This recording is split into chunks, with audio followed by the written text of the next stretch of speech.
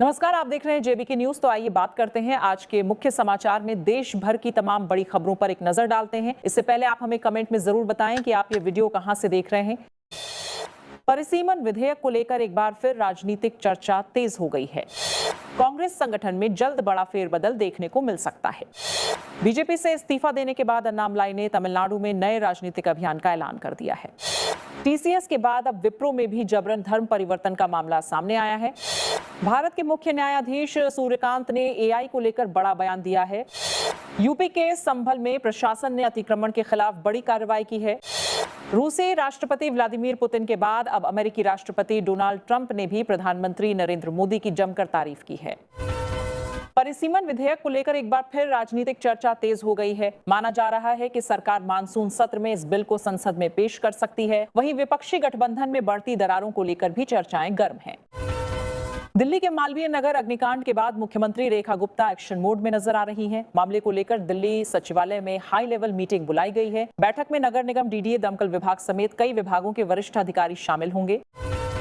कांग्रेस संगठन में जल्द बड़ा फेरबदल देखने को मिल सकता है। दिल्ली, राजस्थान, छत्तीसगढ़ समेत कई राज्यों में प्रदेश अध्यक्ष बदले जा सकते हैं। राजस्थान में सचिन पायलट को फिर से बड़ी जिम्मेदारी मिलने की चर्चा तेज हो गई है। असम में हेमंता सरकार के मंत्रिमंडल का विस्तार हो गया है। 12 विधायकों ने मंत्री पद की शपथ ली, जिनमें कई नए चेहरों को भी कैबिनेट में जगह दी गई है। पश्चिम बंगाल में टीएमसी के भीतर सियासी हलचल लगातार बढ़ती जा रही है। विधायकों के बाद अब सांसदों को लेकर भी अटकलें तेज हैं। पार्टी में बढ़ते तनाव के बीच ममता बनर्जी ने वरिष्ठ नेताओं की अहम बैठक बुलाई है। कर्नाटक में मंत्री रामलिंगा रेड्डी के इस्तीफे के बाद कांग्रेस सरकार डैमेज कंट्रोल में जुट गई है। विभागों के बंटवारे को लेकर शुरू हुआ विवाद अब पार्टी नेतृत्व के लिए राजनीतिक चुनौती बन गया है। इस बीच मुख्यमंत्री डीके शिव कुमार ने कहा कि बातचीत के जरिए मामले का समाधान निकाल लिया जाएगा। टीसीएस के बाद अब विप्रो में भी जबरन धर्म परिवर्तन का मामला सामने आया है। पुणे स्थित ऑफिस की पूर्व महिला कर्मचारी ने कंपनी के कुछ अधिकारियों और कर्मचारियों पर धार्मिक उत्पीड़न और जबरन इस्तीफा दिलाने के आरोप लगाए हैं।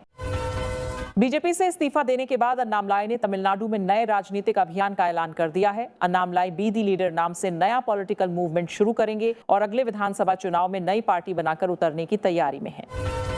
होड़ा में युवक की हत्या के बाद इलाके में तनाव बना हुआ है। जुम्मे की नमाज को देखते हुए सुरक्षा व्यवस्था कड़ी कर दी गई है। डीजीपी राजीव कृष्ण ने कहा कि अपराध और धर्मांतरण के मामलों में सख्त कार्रवाई लगातार जारी रहेगी।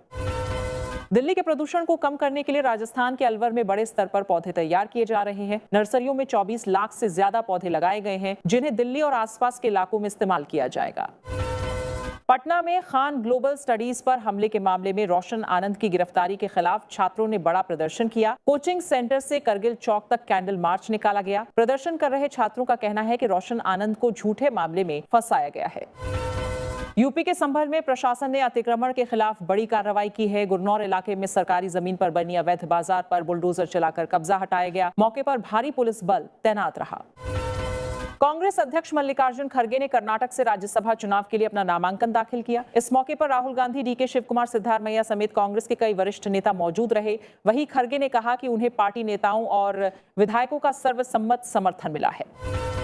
भारत के मुख्य न्यायाधीश सूर्यकांत ने एआई को लेकर बड़ा बयान दिया है। उन्होंने कहा कि एआई अब केवल कल्पना की तकनीक नहीं रह गई है, बल्कि ये एक वास्तविकता बन चुकी है और अंतर्राष्ट्रीय कानून के सामने सबसे बड़ी चुनौतियों में से एक है। दिल्ली अग्निकांड मामले में बड़ा खुलासा हुआ है। मुख्य आरोपी पहले फर्जी पासपोर्ट मामले में गिरफ्तार हो चुका है और उस पर बांग्लादेशी नागरिकों को दस्तावेज उपलब्ध कराने के आरोप लगे थे। होटल मैनेजर जय मिश्रा और राकेश अब भी फरार बताए जा रहे हैं। पश्चिम बंगाल की मुख्यमंत्री ममता बनर्जी को चुनावी हार के बाद एक और बड़ा झटका लग सकता है। ममता बनर्जी बहरामपुर सीट से लोकसभा जाना चाहती हैं, लेकिन मौजूदा सांसद और पूर्व क्रिकेटर यूसुफ पठान सीट छोड़ने को तैयार नहीं है। अन्नामलाई ने प्रधानमंत्री नरेंद्र मोदी की तारीफ करते हुए कहा कि उनके मन में पीएम मोदी के लिए पूरा सम्मान है। हालांकि उन्होंने साफ किया कि अगर बीजेपी से किसी मुद्दे पर मतभेद हुआ तो वह उसे मजबूती से उठाएंगे। टीएमसी में अंदरूनी कलह और बढ़ती नजर आ रही है। सूत्रों के मुताबिक पार्टी के करीब 20 सांसद बगावत के मूड में हैं और बीजेपी में शामिल होना चाहते हैं। हालांकि बीजेपी ने फिलहाल टीएमसी नेताओं के लिए अपने दरवाजे बंद रखे हैं। भारतीय वायुसेना की 94वीं वर्षगांठ को लेकर तैयारियां तेज हो गई हैं। इंडियन एयरफोर्स स्टेशन में भव्य समारोह का आयोजन किया जाएगा, जिसमें कई खास कार्यक्रम भी देखने को मिलेंगे। रिजर्व बैंक ऑफ इंडिया ने रेपो रेट में कोई बदलाव नहीं किया है। मॉनेटरी पॉलिसी कमेटी की बैठक के बाद ब्याज दर को 5.25% पर ही बरकरार रखा गया है। मौद्रिक नीति के बाद आयोजित प्रेस वार्ता में आरबीआई गवर्नर संजय मल्होत्रा ने भारतीय अर्थव्यवस्था को मजबूत बताया। उन्होंने कहा कि केंद्रीय बैंक मौजूदा चुनौतियों को भविष्य के लिए नए अवसरों में बदलने को लेकर पूरी तरह आश्वस्त है। भारत बांग्लादेश सीमा पर बीएसएफ जवानों को संबोधित करते हुए गृह मंत्री अमित शाह ने बड़ा संदेश दिया। त्रिपुरा के लंका मोहरा बॉर्डर पोस्ट पर अमित शाह ने कहा कि यह सीमा क्षेत्र देश की सुरक्षा के लिहाज से बेहद अहम है। उन्होंने साफ कहा कि देश में कहीं भी जनसंख्या का संतुलन बिगड़ने नहीं दिया जाएगा। लखनऊ में आयोजित कार्यक्रम के दौरान मुख्यमंत्री योगी आदित्यनाथ ने विपक्ष पर तीखा हमला बोला। हर घर जल योजना का जिक्र करते हुए उन्होंने कहा कि कुछ लोग टूटी तक चोरी कर ले गए। इसके साथ ही उन्होंने अखिलेश यादव पर भी जमकर निशाना साधा। नोएडा सेक्टर 75 की हाई राइज सोसाइटी में भीषण आग लगने से हड़कंप मच गया। सोसाइटी की 12वीं मंजिल पर स्थित फ्लैट से आग की ऊंची ऊंची लपटें और काला धुआं निकलता दिखाई दिया। फायर विभाग की टीम ने मौके पर पहुंचकर आग पर काबू पाया।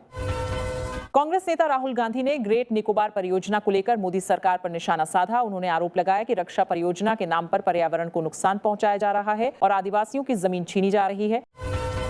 वहीं राहुल गांधी का आरोप है कि यह प्रोजेक्ट सुरक्षा या रक्षा से नहीं बल्कि किसी एक उद्योगपति को फायदा पहुंचाने के लिए लाया गया है।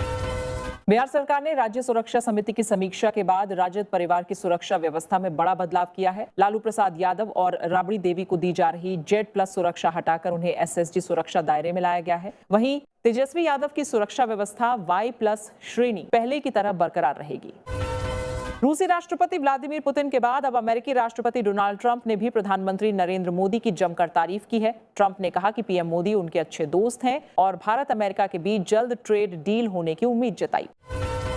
राष्ट्रपति पुतिन ने भारत को मजबूत लोकतंत्र बताते हुए कहा कि भारत ने हमेशा अमेरिकी दबाव का मजबूती से सामना किया है। पुतिन ने भारतीय अर्थव्यवस्था की तारीफ करते हुए कहा कि भारत तेजी से विकास कर रहा है। दिल्ली के लोधी रोड श्मशान घाट में बड़ा हादसा हो गया। श्मशान घाट की दीवार गिरने से एक व्यक्ति की मौत हो गई, जबकि 2 अन्य गंभीर रूप से घायल बताए जा रहे हैं। दमकल विभाग ने मौके पर रेस्क्यू ऑपरेशन चलाया। यूपी के बदायूं में आत्महत्या करने वाले पुलिसकर्मी के मामले में नया खुलासा हुआ है। परिजनों ने प्रताड़ना के आरोप लगाए हैं, जिसके बाद प्रभारी इंस्पेक्टर शाहिद अली को लाइन हाजिर कर दिया गया है। मध्य प्रदेश के इंदौर में इलेक्ट्रिक वाहन शोरूम में भीषण आग लगने से अफरा तफरी मच गई। आग की चपेट में आकर कई वाहन जलकर खाक हो गए। ऊपरी मंजिल में फंसे लोगों को रेस्क्यू कर सुरक्षित बाहर निकाला गया।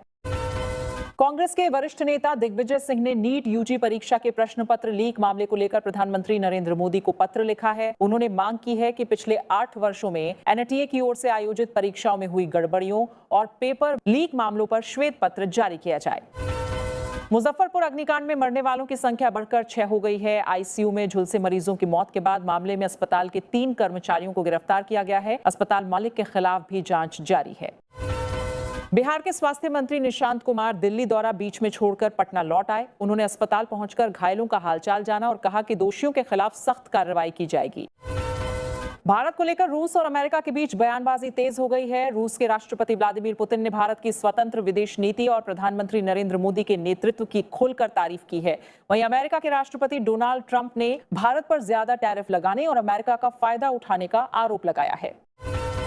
दिल्ली एनसीआर में मौसम विभाग ने 6 जून को गरज चमक के साथ बारिश की संभावना जताई है। वहीं 7 जून को आसमान मुख्य रूप से साफ रहने का अनुमान है।